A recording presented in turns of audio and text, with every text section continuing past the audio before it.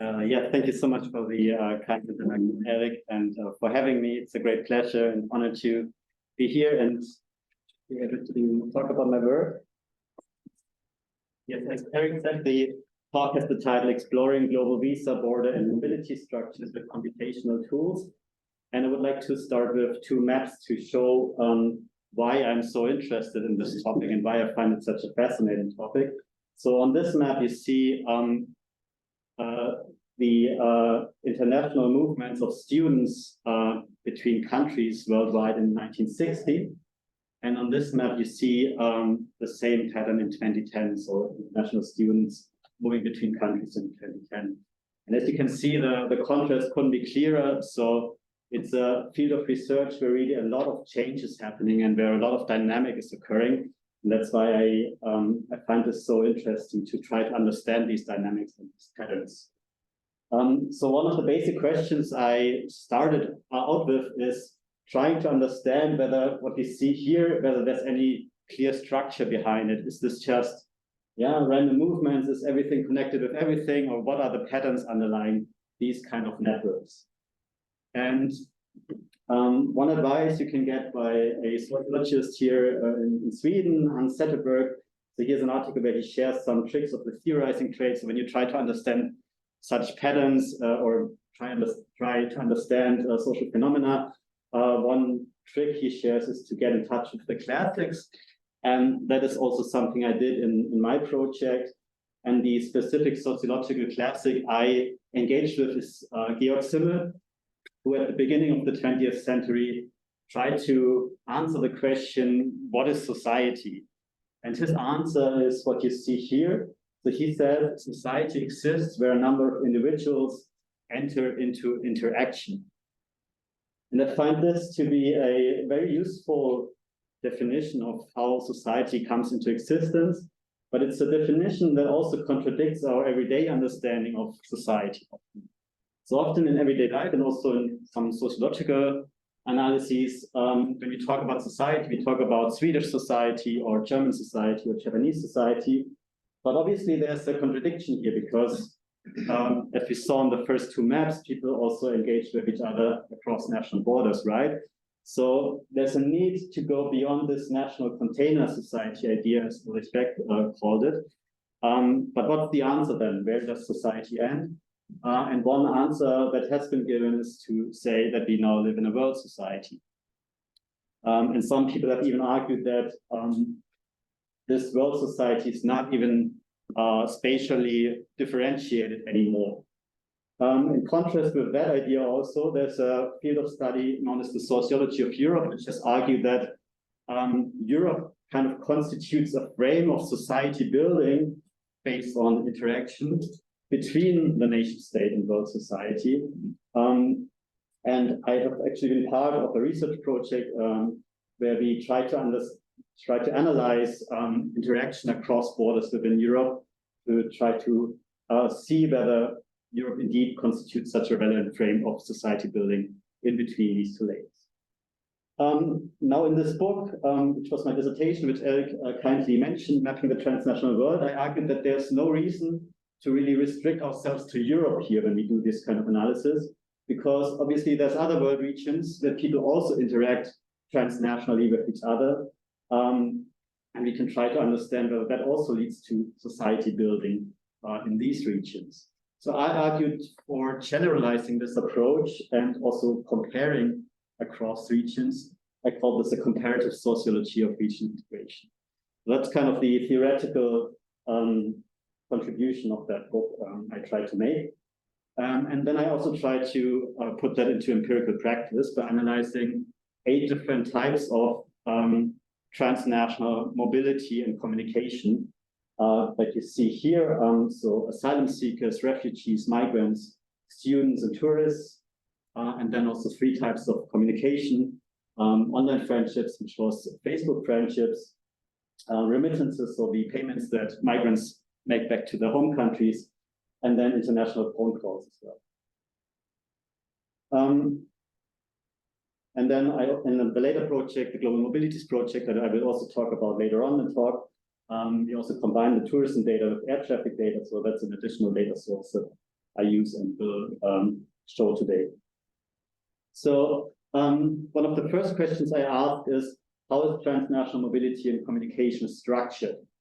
And I use different methodological approaches to analyze that. One of them you see here, where these chessboard graphs, as I call them, where I sort countries by their name and by the region they are in, and then there's different, so here's the incoming mobility and the outgoing mobility, where you come from and where you go to, and then there's the different theoretical patterns that could emerge, like a fully globalized transnational world, or world systems like transnational world, and then this regionalized ideal pattern where there's where people move exclusively within world regions, which creates these squares along the diagonal.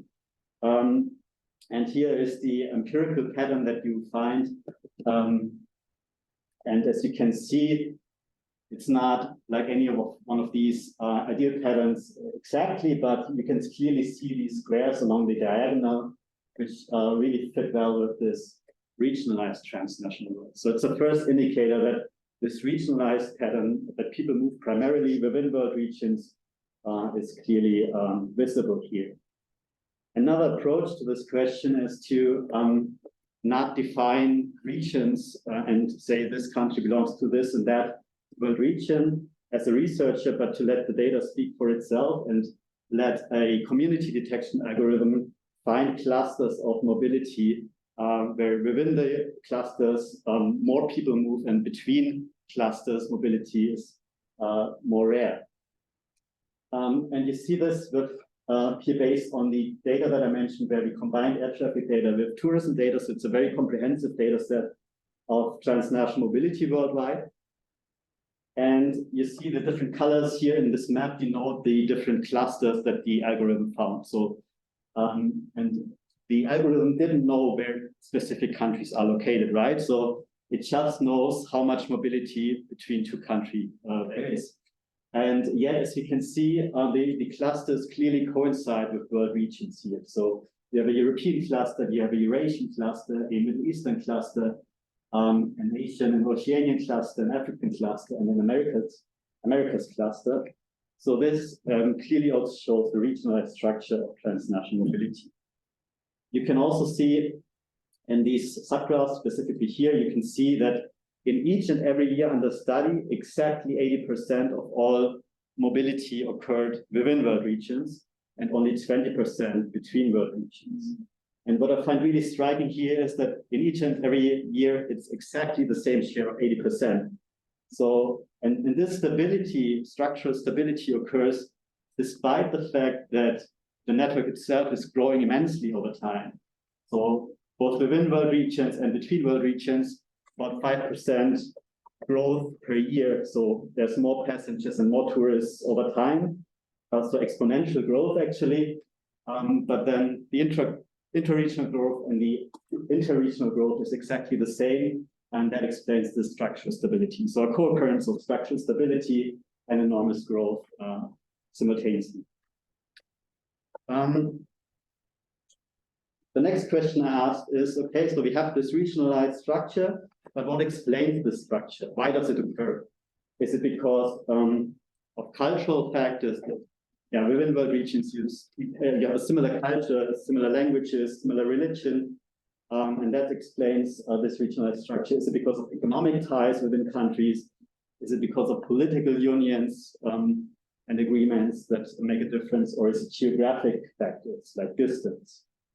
Here I ran a series of MR-Quad regression models, and I don't want to talk about the details of the regression itself here. I just want to highlight the main finding here. And the main finding is that while all these other factors, cultural, economic, and political factors, do play some role, the main explanation for why transnational human activity clusters within world regions is geographical factors, and specifically geographic distance. So geographic distance itself structures how people move between countries globally. That may sound a bit abstract at first, but it really has some implications, because if you look at this field, the sociology of Europe, one of the arguments that is often made is that political integration is one of the big preconditions for people moving across borders within Europe, like the Schengen area agreement and so on. But this shows in the global comparative perspective that really the main advantage that Europe has is the small geographic area of Europe that explains why people can move easily across Europe with a short geographic distance. So here I wanted to dig a bit deeper and ask, how exactly does geographic distance structure transnational mobility and communication? And here I have to make a little excursion and talk about this shark, which may be a bit surprising at first, but I hope you will see in a moment why I'm doing this. So this shark is hungry. It's swimming in the ocean, searching for food, and it encounters a school of fish. It hunts around in that area, hunting the fish. And when it's done, it swims over longer distance into new territory, encounters again a swarm of fish, swims around in the area, then again over longer distance, and so on and so forth. Now, ecologists who try to understand the movement patterns of sharks and other animals have found that a mathematical model known as the random walk is really good at capturing the movements of sharks. In this random walk, you have again a lot of short steps and then occasional long distance is being crossed. Now, when you take all the steps in this random walk and sort them by frequency and the step length, you end up with a probability distribution that looks like this. So here you have the distance and here you have the probability, and yeah, short distance are frequently crossed, and then the probability decreases very quickly, dramatically, and this is known as a Levy-flight pattern, or Levy-walk pattern. Now, when you just take the tail of this distribution, so everything after this top, this is known as a power law pattern. So you have this mathematical function, and it defines this curve like this graph. And you don't have to remember the formula for now, but this pattern, the power law pattern, will reoccur on the following slides. And this random walk Levy-flight power law pattern has been found to be very good at predicting the movements of not just sharks, but also other marine predators, such as sea turtles and penguins, also spider monkeys and smaller species such as plankton.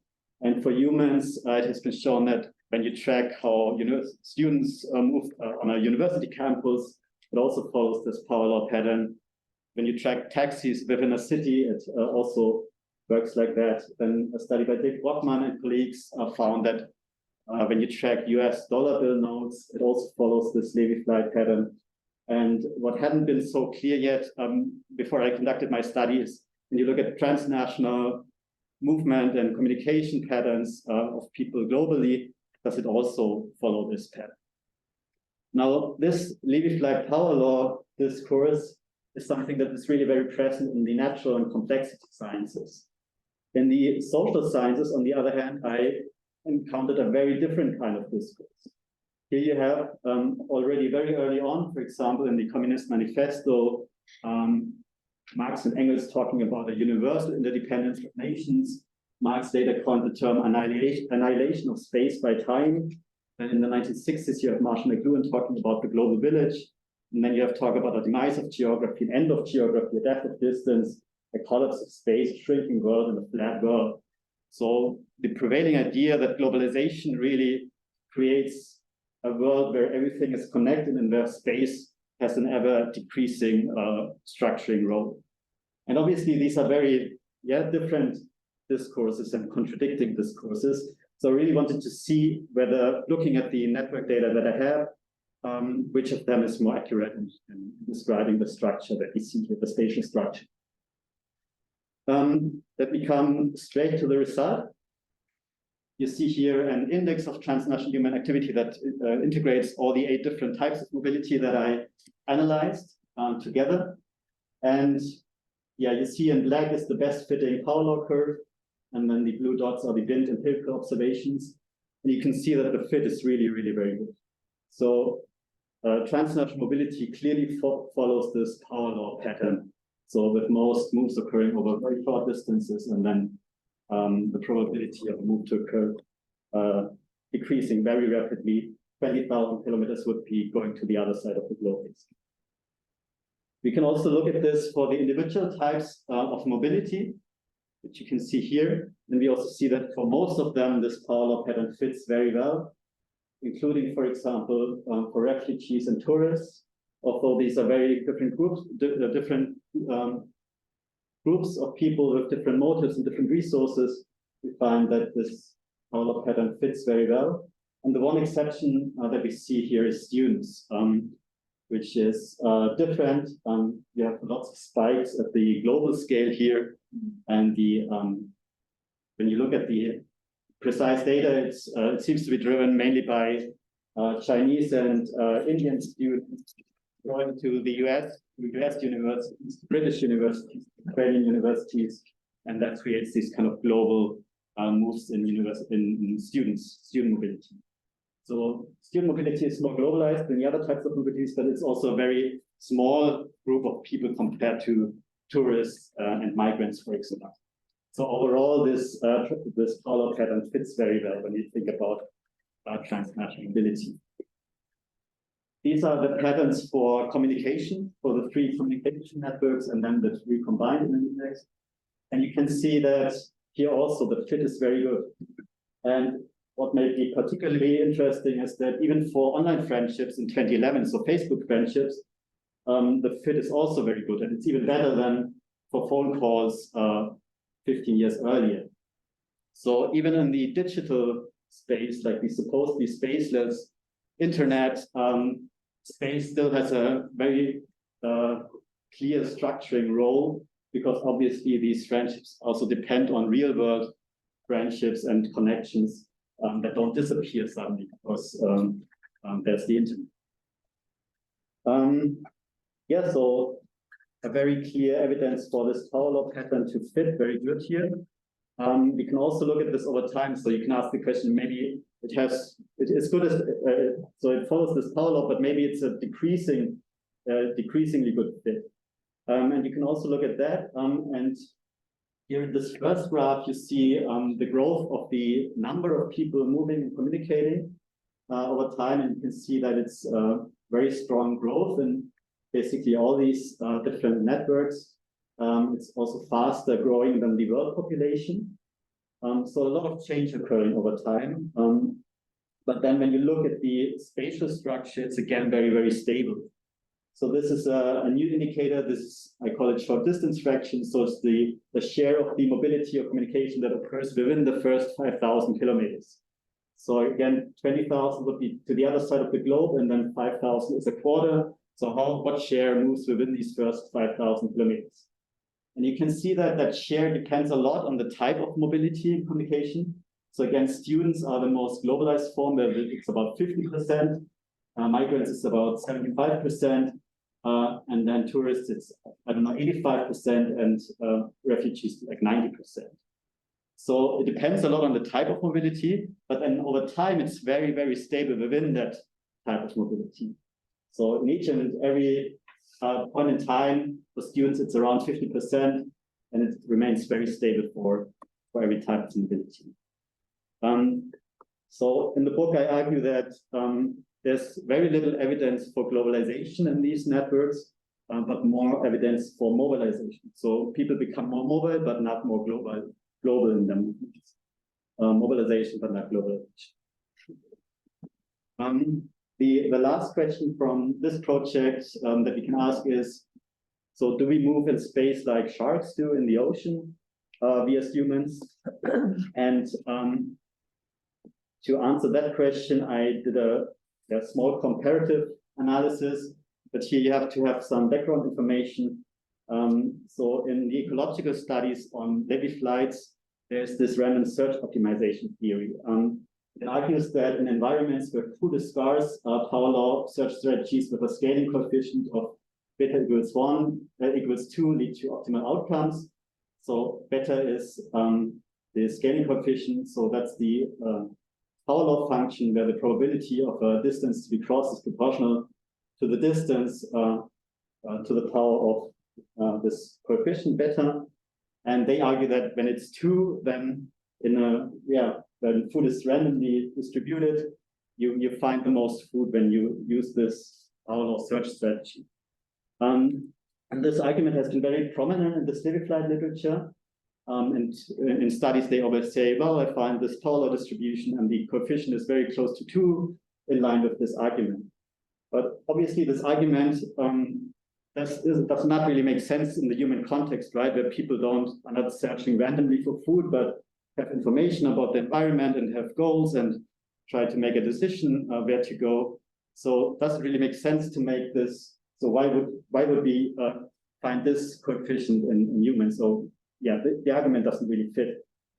So I had a look. So I tried to gather a few studies that had described power law ladyfly patterns for different species, including jackals, spider monkeys, sharks, bumblebees, and then also humans at different scales.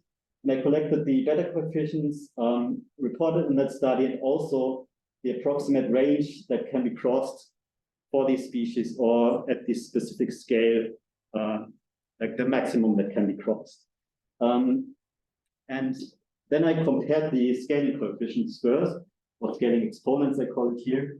And on average, like the mean across these studies is really very close to this value of 2, in line with this theory. But then when you compare non-human species and human species, it's already very different values here. And then when you look at the individual species, there seems to be a clear pattern that the smaller the species, the higher the scaling coefficient is really. And then for humans, the scale is also really in line with, like the bigger, the smaller the scaling coefficient.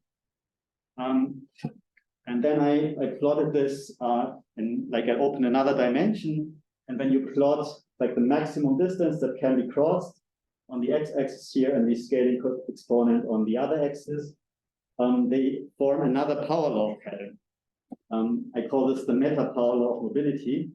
So this is the log-log plot, this without log axis. You can see again this power law pattern here. And the observations really line up very nicely for these different species and scales. So in other words, the scaling coefficients of these power law patterns again form a power law of a higher scale. And the human movement patterns that I found here really fits very well with this overall pattern. So basically the answer to the question is that no, we don't move exactly like sharks, but we move as we should be moving according to this overall pattern that defines the movements of not just sharks but also bumblebees and jackals and also other humans at the scale that we're in. So I find this, I really was struck when I first saw this and find it very fascinating, because when we ourselves as individuals make the decision to go abroad and, I don't know, go on holidays or migrate or whatever the decision is, we think we are making a choice and weighing different options. But then when you aggregate all these individual behaviors to the global aggregate, then it becomes really very predictable and in line with what we should be seeing at the global scale.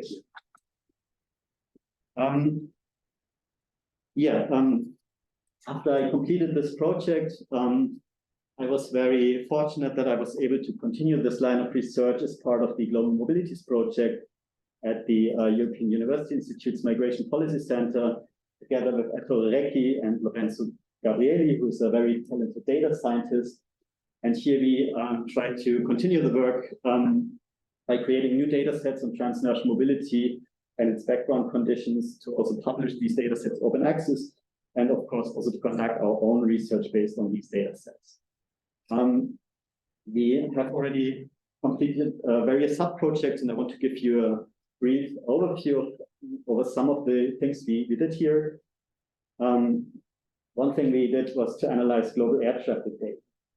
And what we wanted to find out here is what we can learn from global air traffic data about transnational mobility and migration. It's published in this article together with other co-authors as well. And here we have data on the number of air passengers between country pairs globally. It comes from Sabre, which is a private travel industry company, and they collect data from airline reservation systems. So whenever you book a flight online, it goes into these reservation systems, and they collect the data, and we get the data from them. And we use it aggregated at the country-to-country level. So it's network data on the country-to-country level. It covers basically all countries and territories worldwide, and the time range is 2010 to 2018. And the very special and important thing about this data is that it's monthly data. And that makes it different from conventional migration data and mobility data, where you have an update every year or every 5 years or every 10 years. And this leads to some unique properties that we try to exploit in this project. And the method we use for that is called time series decomposition. And we use that to dissect the data. And I will illustrate that method using the example of Great Britain and Italy. So we have here the raw data of air passenger traffic between Great Britain and Italy between 2010 and 2018. And you can see that it looks like this. And we already see that there's some general upward trend. And then there's a repeating pattern that reoccurs every year. And Sorry, this method... Something? Is this like the total number of passengers between the two countries both ways? One way, so just from Great Britain to Italy. From Great Britain, okay. Yes. Yes, and it's passengers. Okay. So we can use this method, time series decomposition, to decompose the data into a trend component, and it's indeed upward going in that example, and the seasonal component, which is by definition the same every year. And you can see that it looks like this in this example. And then there's a third component, which is a residual component, which is just noise and which we can just ignore in the analysis. But we argue that both with the trend component and the seasonal component, we can do very interesting things. So with the trend component, we argue that due to this monthly granularity, we can see very well how different events affect the mobility flows between countries. And I have two examples here for that. The first one is mobility between Cape Verde and Italy. And at one point, there's a visa waiver agreement between Cape Verde and the Schengen area. And we can see that right after that agreement comes into effect, there's a big increase in mobility. The second example is mobility from Russia to Turkey. And there had been a conflict between the two countries, I think because of the Syrian war. And there had been a travel ban for flights from Russia to Turkey. And at some point, this ban was lifted again. And we can see also that lifting this ban has also an immediate effect on the number of passengers flying here. So again, this would not be really that visible when you have only yearly updates. It's harder to attribute cause and effect when you have less updates than what we have here. But even more interesting, in my opinion, is the seasonal component, because this is really unique. You don't have a seasonal component when you have just yearly data. And another way to visualize the seasonal component, because it's by definition the same every year, is to just draw this radar plot with the different months of the year in this circle. And now here we have mobility in both directions. So here we have Great Britain to Italy in blue, and then Italy to Great Britain in orange. And we can see that in this example, the two seasons really coincide. They're basically identical in both directions, and they occur during the European summer months. But it doesn't always look like that. So in other cases, it looks like this. So this is the example of Egypt and Malaysia to Egypt in orange. And with our human eye, we can immediately see that the two shapes look very similar, but we would have to turn one of them by 3 months to overlay them perfectly, right? And there's a method called cross correlation, which allows us to do that, like to turn one and then see when the correlation is maximized. And that gives us the lag between what lag is there between the two shapes. So here it's 0 months and here it's 3 months. And we argue that this lag and the correlation tells us something about the duration of the trip and the type of mobility that dominates the seasonal pattern. And we argue that there are three patterns. The first one occurs when there's a high correlation and a lack of zero months. And we argue that this points to mass tourism dominating the seasonal mobility pattern. And we already know the example of Great Britain and Italy now. There's a lack of zero months and the seasons in the European summer. So this seems to be dominated by Italian tourists going to Italy and British tourists, British tourists going to Italy and Italian tourists going to Britain during the summer, probably for vacation, maybe. This is the second example. This is Germany and the Dominican Republic, and Dominican Republic to Germany. And here we always have to introduce external knowledge, right? The data doesn't speak for itself, but we have to bring in knowledge about these countries. And it then seems plausible that this is probably driven more by German tourists going to the Dominican Republic for vacation during the winter to escape the cold, maybe in Germany, than the other way around. It just seems more plausible. So that's the first type we see. The second type is when there's a high correlation and a lack of 1 month. And we argue that the dominating type of mobility seems to be individual tourism, often over longer distances. So this is the example of Germany and Nepal, Germany.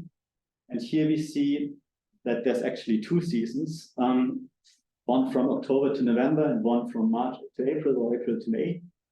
And again, when you look at this country pair and Nepal, it turns out that these are the two seasons that are best to visit Nepal to climb Mount Everest. And you also see that the mobility from Germany to Nepal precedes the mobility the other way around. So this seems to be driven by German tourists flying to Nepal, going climbing or hiking in Nepal, and then returning about 1 month later to Germany in one of the two seasons. This is a second example, Argentina and Thailand. Here also Argentina, Thailand precedes the mobility from Thailand to Argentina. So this seems to be driven by Argentinian tourists going to Thailand during the summer in the Southern Hemisphere. So yeah, that's the second pattern. And the third one is a bit different. We argue that, so this happens when there's a high correlation and a lag larger than 1 month. And we argue that seasonal work migration is often likely to be the dominant type of mobility that drives the seasonal pattern. And here I also have two examples. The first one is mobility from Spain to Senegal and Senegal to Spain. And when you look at qualitative research also about this country pair, a plausible explanation for this pattern is that Senegalese workers fly from Senegal to Spain in spring, then work over the summer in Spanish agriculture, picking strawberries and so on, and return in autumn to Senegal, spend the winter there with their families, and then it repeats itself. So here we would really see this transnational life world and transnational sphere visualized in this radar plot. Yeah, the most extreme case that we could find is this one, Philippines, Sweden, and Sweden, Philippines. And many of you are Swedish, so if my explanation doesn't make sense, please let me know, or if you have an alternative explanation. But what we could come up with is that this is probably an 11-month lag, where Filipino sailors fly to Sweden in January, then embark on ships, work on these cargo ships throughout the year, and then only return to Sweden in December and fly back to the Philippines and spend 1 month with their families in the Philippines. So this would be an extreme case of such a transnational life world, which raises all kinds of questions about what is home then, and that's what we find. And so these are just a few example cases. If you have specific countries that you are interested in exploring the lags, and you can do so on this website. It's called Dynamic Data Hub. And there this data is integrated, and you can click on specific countries or country pairs and see the connection here. Yeah, so that was the dissecting the global air traffic project. As I showed you before, we also used this air traffic data to combine it with the tourism data to create this data set. I already presented that. Then we did a project on visa costs. Here we wanted to find out how much do you have to pay for a visa coming from country A and going to country B, and whether there's any variance globally here. We collected data on that in 2019 and 2020 and used explored two types of data sources. One of them was a manual collection where we looked at official governmental websites, which in some countries was consulates or ministries, and just looked for lists of prices for visas. And we also experimented with an automatized approach of data crawling from a website of this company, touristvisaonline.com, which is a company that provides the service of helping you organize the visa.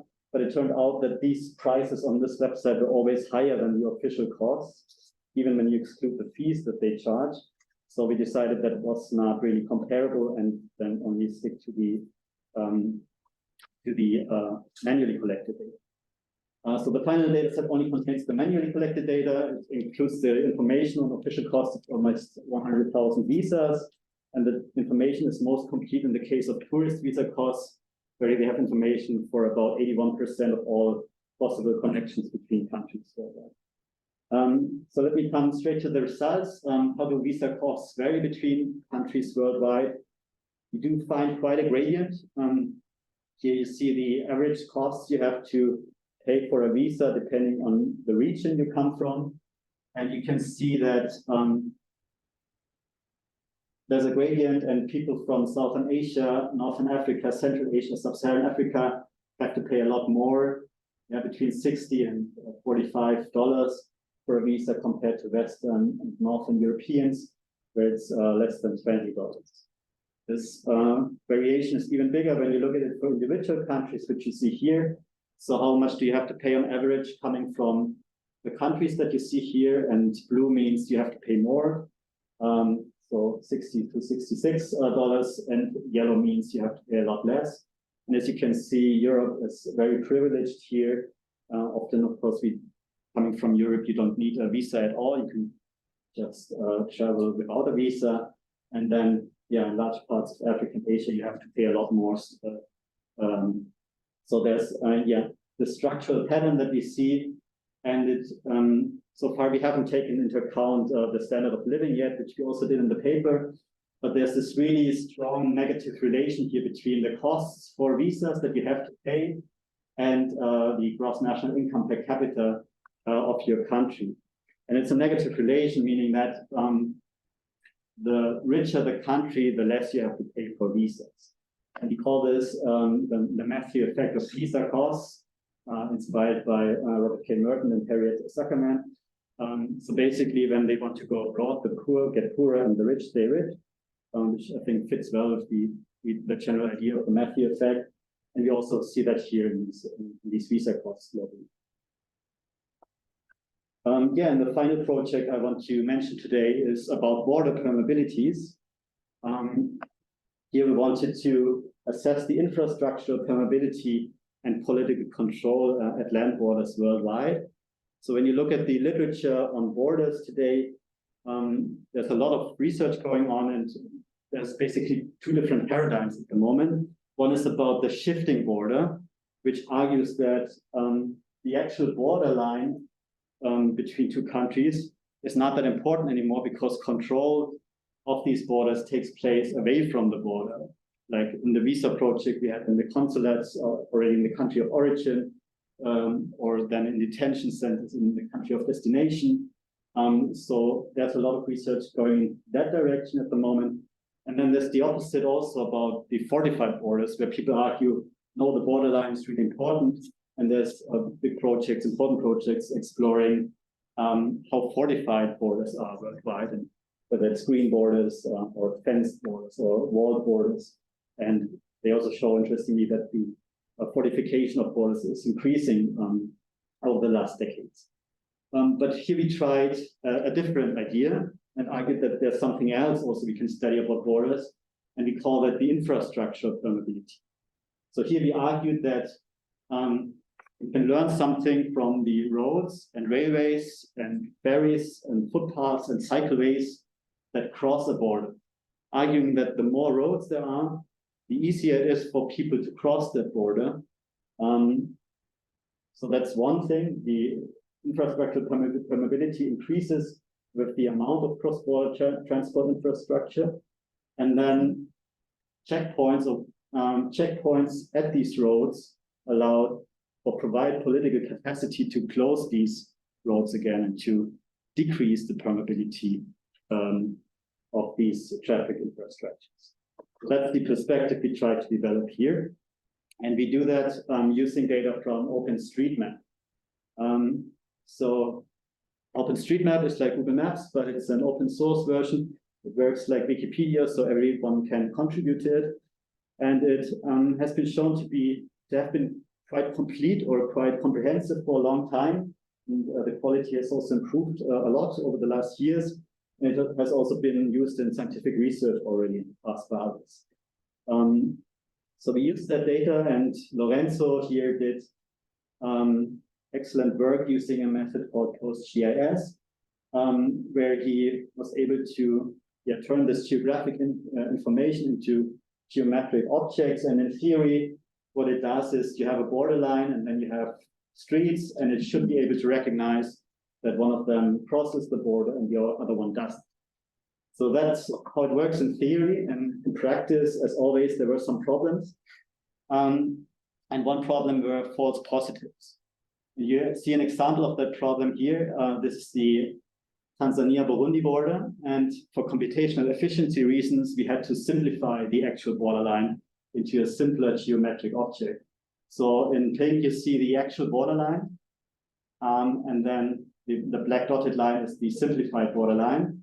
And here you see a road that actually stops right at the border and is precisely not border crossing, but it crosses the simplified borderline and is falsely recognized as border crossing by the algorithm, which is false and must be corrected.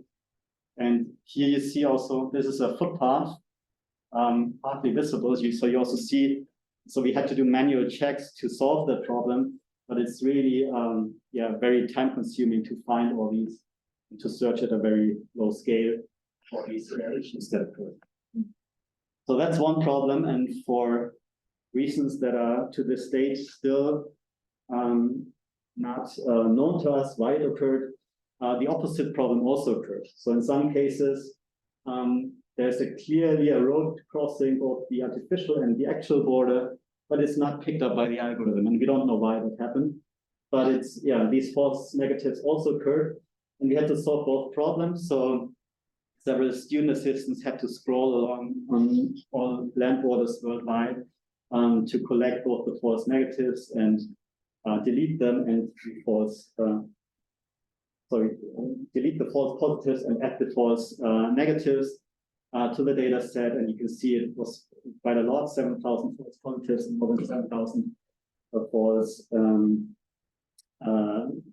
negatives, and they were added to the data set. And so due to their efforts, we were able to complete this test. Yes. Quick question. Did you try out to just treat the borders as polynomials and try to find the roots? Because there are some algorithms, I don't know too much about them, but I know that some of them are really like fast at kind of like taking a border, if you kind of like model that as a polynomial and find intersections of other functions on that route. Because maybe, I don't know if that will actually work, but that was some thought that I had.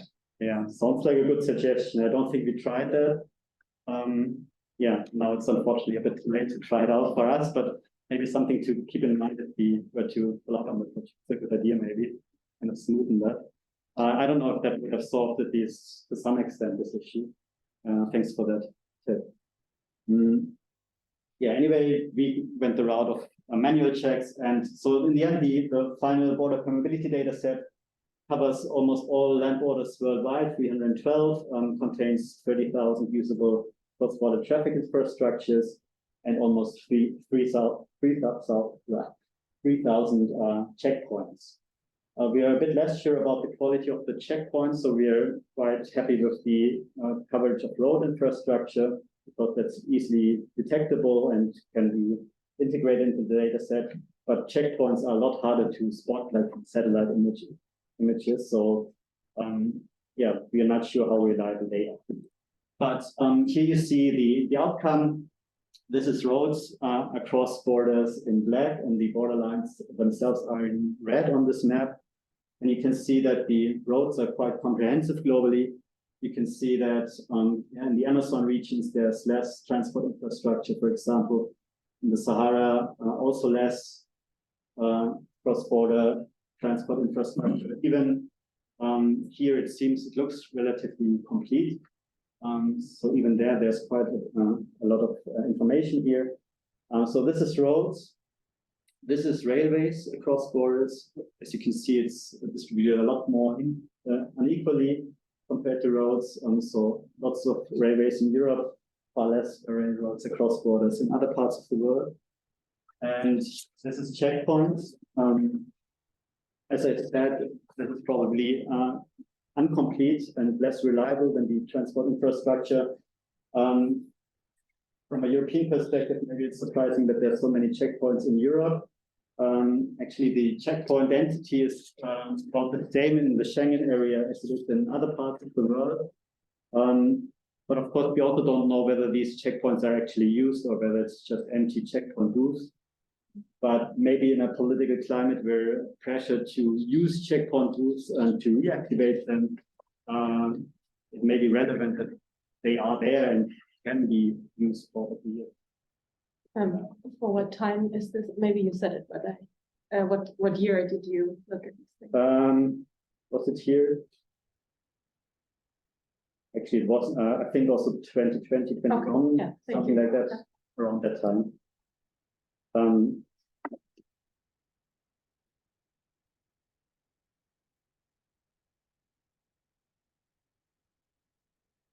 Yes, so we also computed a border permeability index, and we also computed the average national border permeability. So here we take all the borders a country has and compute the average, accounting for the length of the different borders.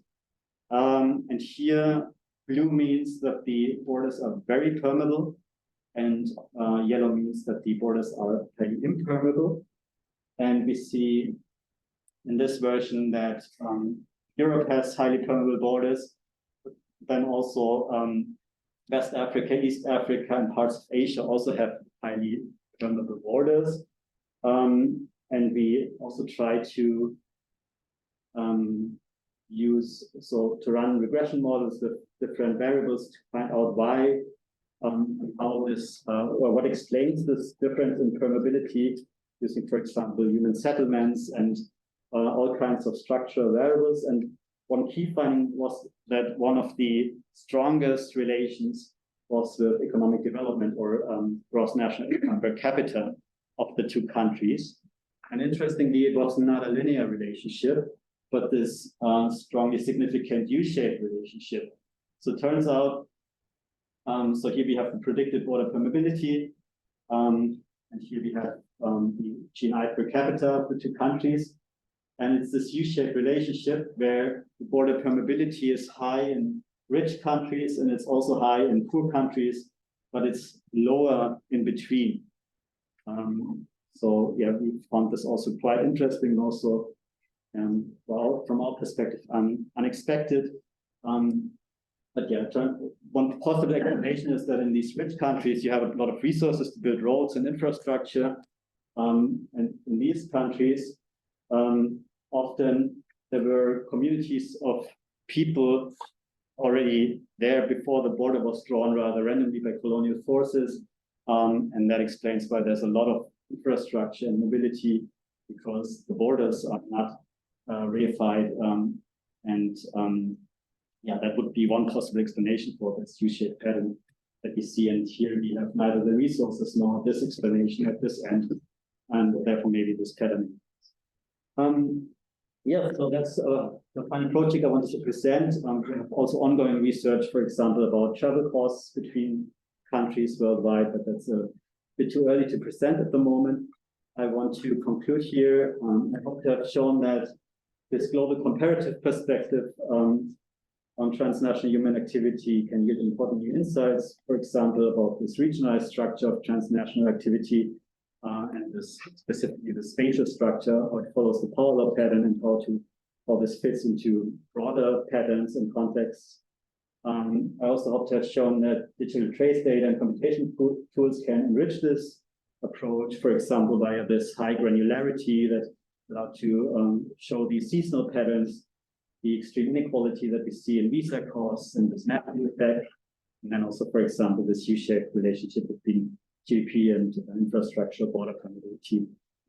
Yeah, there's more research in progress. I want to talk about in the future. If you're interested in our data sets, they are available on the project website of the Global Mobilities Project, so in open access, you can download them. And that's it. Thank you so much for your attention, and I'm looking forward to the discussion.